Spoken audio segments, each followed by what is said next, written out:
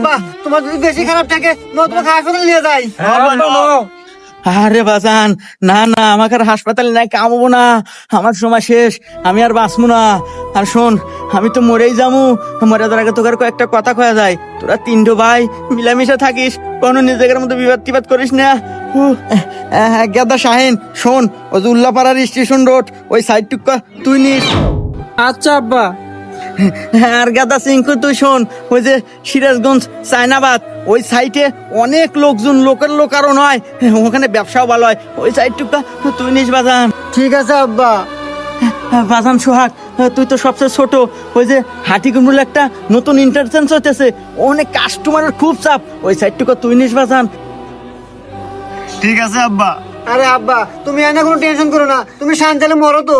বাহ, কে রে টিঙ্কু, তোর বাপ তো অনেক ভালো মনের মানুষ রে।